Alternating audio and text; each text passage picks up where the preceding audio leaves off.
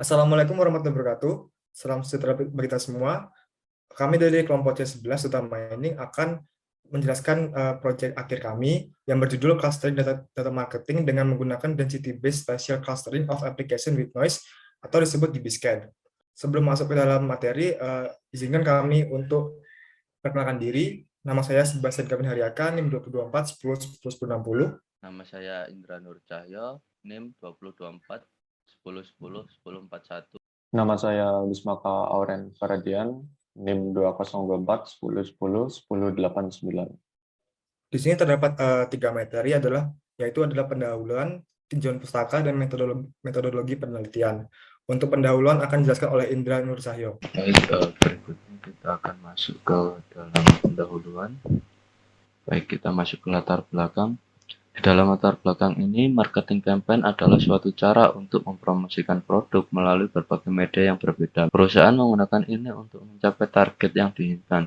Penelitian ini akan menghasilkan karakteristik setiap pelanggan yang akan terbagi menjadi beberapa klaster dan membantu perusahaan untuk menganalisa customer atau pelanggan dalam meningkatkan target perusahaan. Berdasarkan uraian latar belakang data, dapat dirumuskan permasalahan yang akan dibahas pada penelitian ini sebagai berikut. Yang pertama, bagaimana cara perusahaan untuk bisa mencapai targetnya. Kedua, apa saja yang diperlukan dalam clustering marketing campaign. Yang ketiga, bagaimana cara melakukan teknik clustering menggunakan DBSCAN.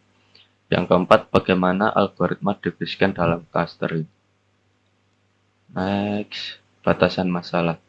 Peneliti memberikan batasan masalah agar pembaca dapat memahami jenis data yang digunakan dalam penelitian. Batasan ini juga diperlukan agar penelitian tidak meluas dan pembahasan terfokus pada objek yang telah ditentukan. Berikutnya, tujuan penelitian. Tujuan penelitian ini adalah yang pertama, mengetahui cara perusahaan untuk mencapai targetnya. Yang kedua, untuk mengetahui apa yang akan diperlukan dalam clustering marketing campaign. Yang ketiga, mengetahui cara melakukan teknik clustering menggunakan DBSCAN. Keempat, mengetahui bagaimana algoritma DBSCAN dalam clustering. Berikutnya ada manfaat penelitian.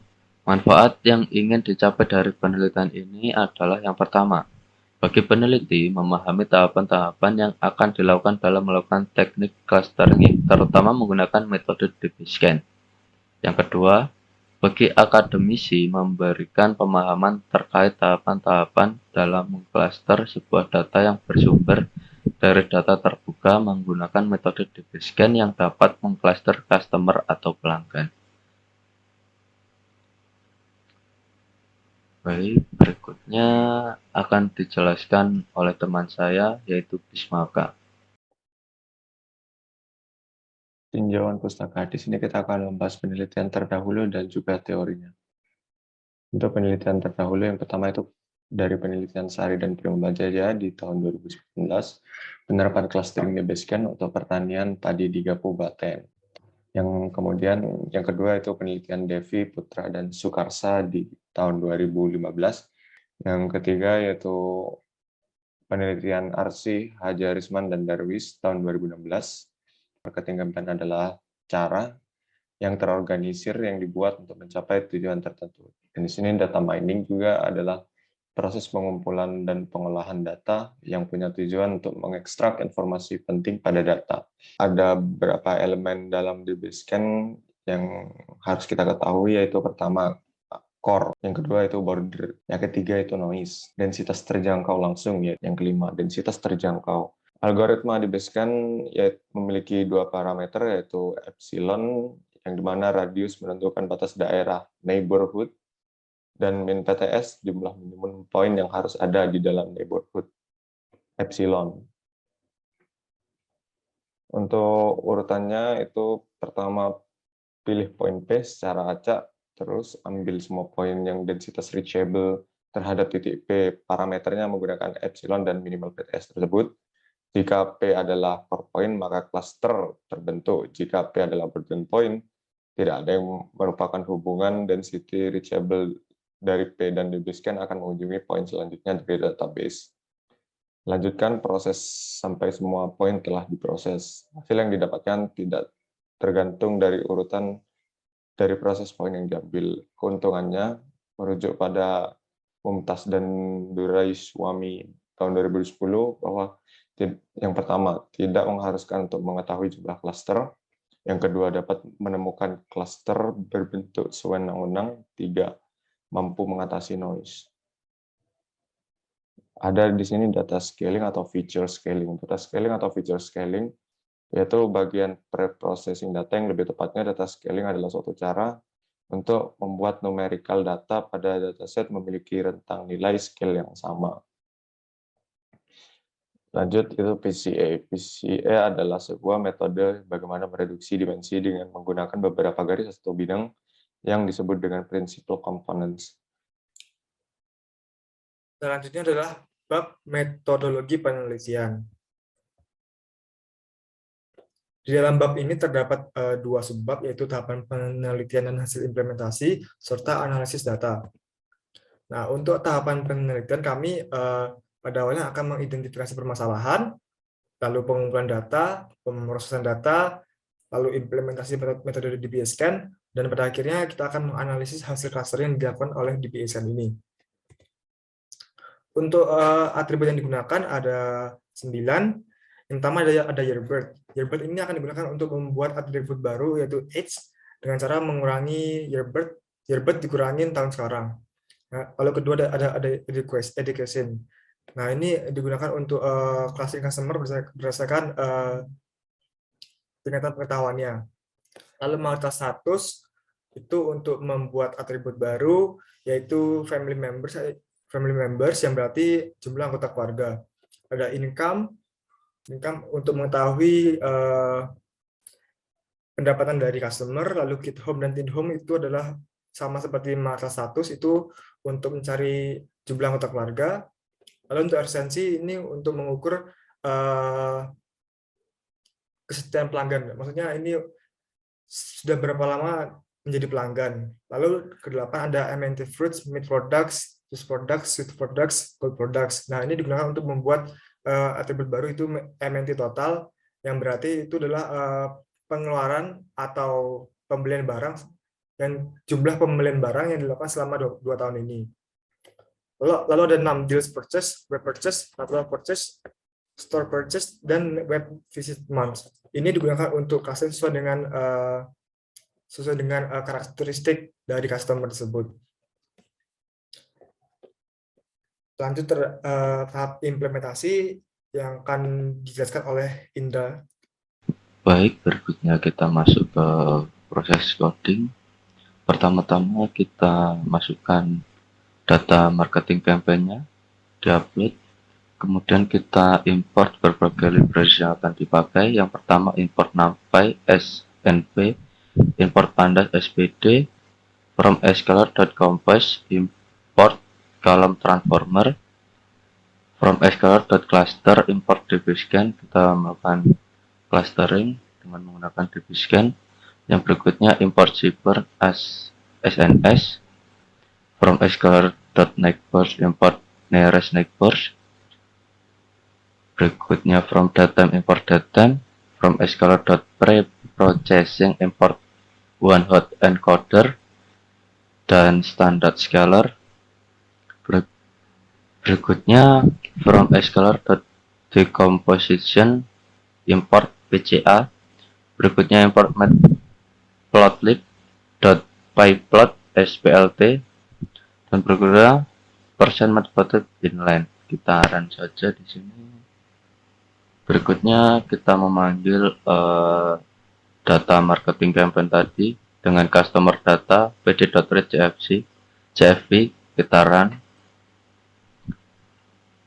Di sini ada 5 baris dan 28 kolom. Baik, berikutnya kita masuk ke pre-processing data.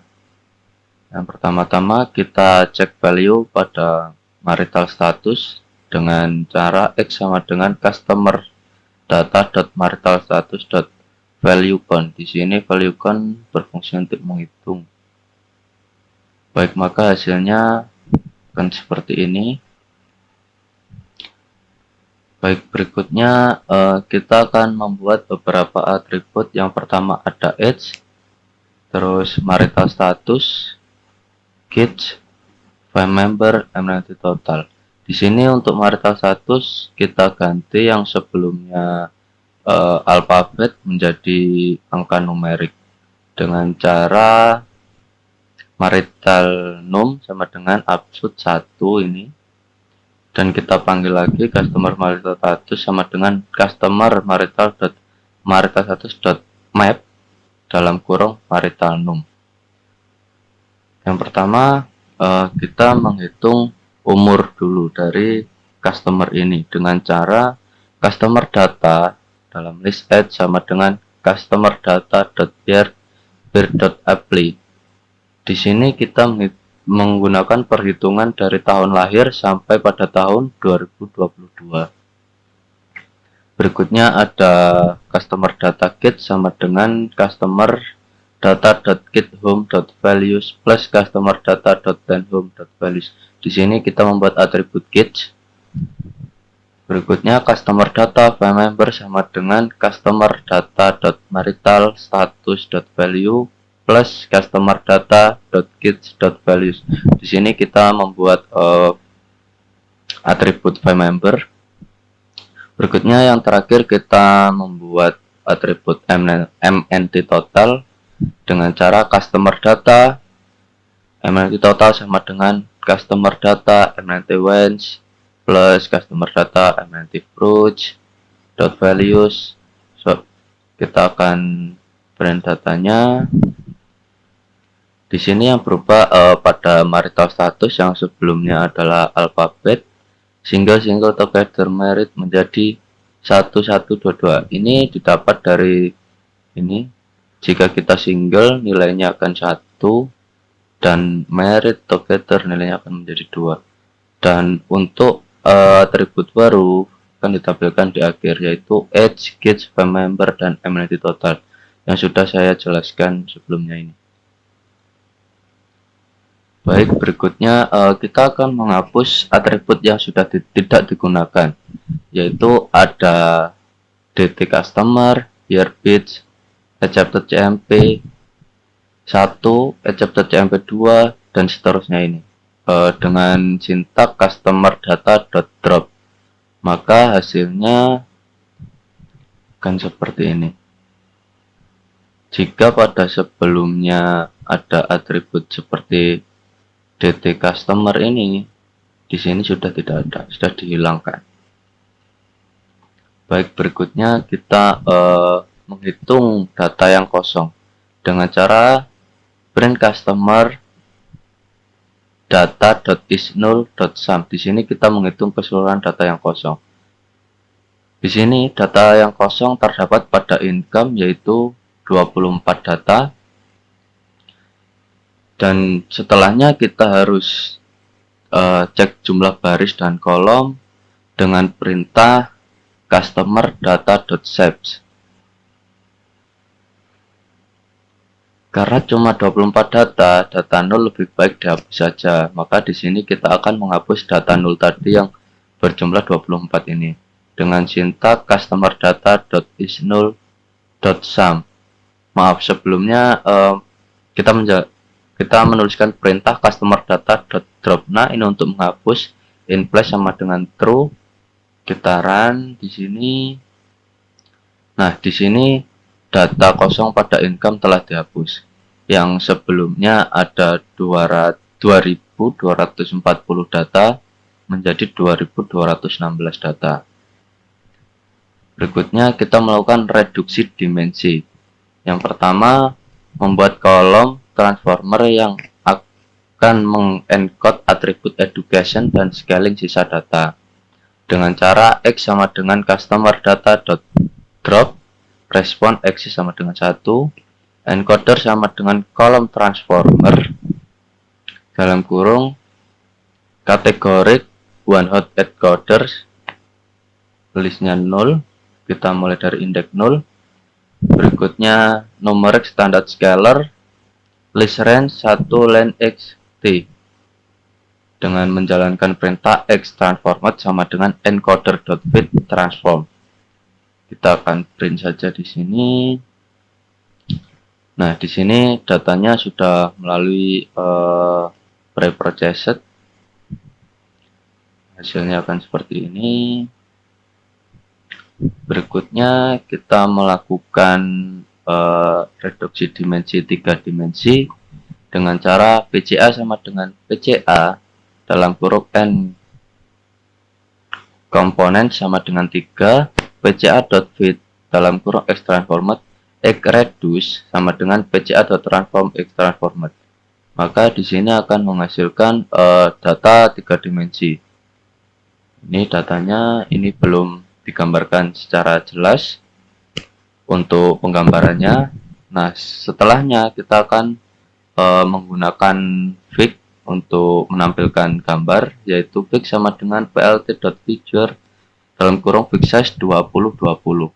AX sama dengan fig.add subplot dalam kurung 111, project 3 dimensi.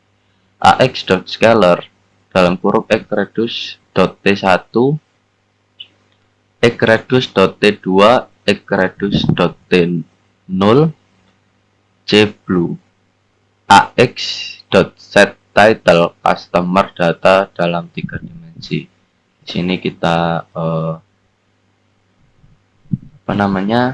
menjadikan data tadi 3 dimensi. Maka akan hasilnya seperti ini. Baik, berikutnya akan dijelaskan oleh Sebastian Gavin. Masuk ke tahapan implementasi DB-Scan. Di sini terdapat fungsi DB-Scan dengan parameter epsilon, EPS itu epsilon, dan min samples itu minum PTS. Di sini kami sudah menentukan epsilonnya adalah 0,7 dan min samplesnya adalah 24. Nah, lalu setelah sudah kita akan masukkan hasil reduksi tadi dalam variable DB, lalu akan menggunakan fungsi dari DB-Scan itu labels untuk memprediksi hasil kelas memprediksi jumlah cluster. Nah, di sini akan membuat fungsi variabel baru clusters untuk menghitung berapa jumlah clusters dengan cara lenset cluster, lalu dikurangi 1 jika ada nilai min 1 dalam cluster, jika tidak kurangi 0. Lalu kita akan menghitung noise atau outlier dengan cara mencari min 1 dalam cluster, dalam variabel cluster. Jika sudah, kita akan ngeprint, hasilnya akan seperti ini. Nah, di sini dapat 2 cluster dengan 535 noise atau outlier. Lalu untuk poin per clusternya, ada cluster pertama atau cluster 0 itu adalah 1370. Lalu untuk cluster 2 atau cluster 1 itu 311. Lalu di sini kita akan memvisualisasikan clustering dalam 3 dimensi. Nah, seperti ini, yang kuning ini adalah cluster 2, dan yang hijau ini adalah cluster 1. Dan untuk sisanya ini adalah outlier. Nah, setelah sudah memvisualkan, di sini kami akan membuat atribut baru, yaitu adalah cluster. Yang isinya adalah cluster, di mana outlier itu adalah jika cluster itu bernilai min 1, kalau cluster 0 itu bernilai 0, kalau cluster 1 adalah bernilai 1. Di sini kami menggunakan bantuan KDE plot dan barplot untuk menganalisa customer. Di sini untuk KDE plot menggunakan data outlier cluster 0 dan cluster 1. Untuk data outlier kita kasih label outlier. Nah, jika sudah kan tadi ada 2 cluster dan 1 outlier. Kita di sini akan membuat 3 grafik. Lalu ada function bar plot, sama seperti tadi, karena ada 3 cluster, kita buat legendnya outlier cluster 0 dan cluster 1. Nah, untuk variabel KDE plot, ini adalah income, resensi, MNT total, number purchase, number store purchase, age, dan family members. Nah, kenapa dibutuhkan semua ini? Karena kita akan menyesuaikan tujuan dari penelitian kami. Jadi kita hanya mengambil beberapa kolom saja, yaitu income, resensi, MNT total, number purchase, number store purchase, age, dan family members. Itu untuk KDE plot. Nah, untuk bar plot kita ambil kolom education. Nah, kenapa education tidak? Kenapa kolom education tidak dimasukkan ke dalam KDE plot dan sebaliknya? Karena bar plot sendiri tipenya adalah kategorial dan bukan numerik. Seperti itu. Lalu kita akan melakukan perulangan pada KDE plot dan bar plot. Ini kita akan run. Nah, hasil dari grafiknya ini seperti ini. Nah, cara untuk membaca grafiknya, semakin tinggi density, maka semakin rendah pengukurannya.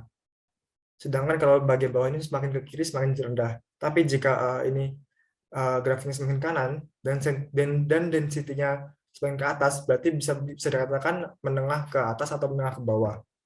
Seperti itu. Nah, sebelumnya untuk cari epsilon optimal, kita akan menggunakan nearest neighbors. Nah, bagaimana caranya? Di sini